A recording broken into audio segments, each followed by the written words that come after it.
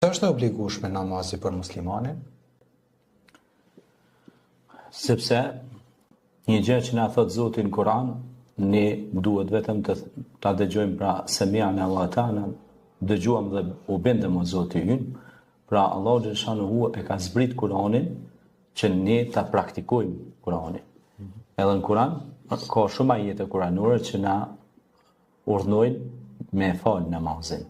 Wa aqimu salat të Zotin Kur'an, wa itau zakat, dhe falë namazin dhe jepni zakatin.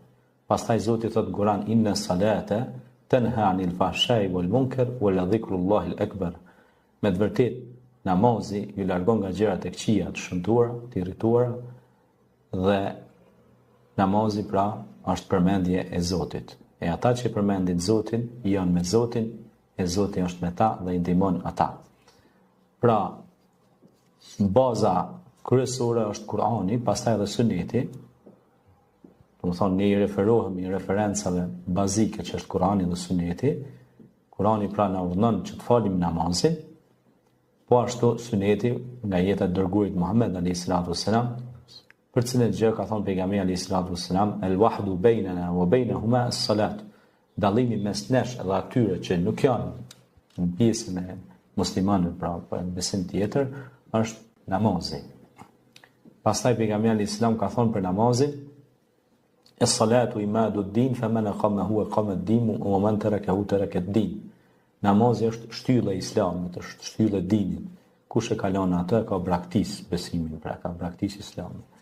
Pra namazi është një lloj pasaporte identifikuese e çdo muslimani ose besimtari, është shtyllë pastaj për shtyllave të Islamit, arkanul Islam, bunia al-Islam ala khamsin. Pra Islami është ndërtuar mbi 5 shtylla, e për këtyre 5 shtyllave është edhe falja e namazit.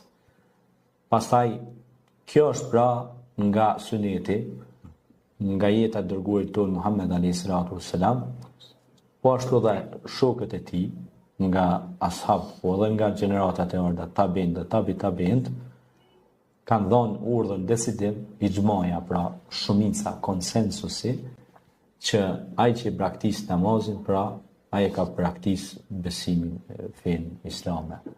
Prandaj duhet me pas shumë kujdes në përpikmërinë dhe kujdesin prandaj faljes së namazit, sepse nëse nuk fal namaz, atëherë do të thotë që ti je ke lënë një shtyllë për shtyllave të Islamit. Në Kur'an përmendet shpesh falja e namazit, ka shumë ajete kuranore që flasin, pra na urdhnojnë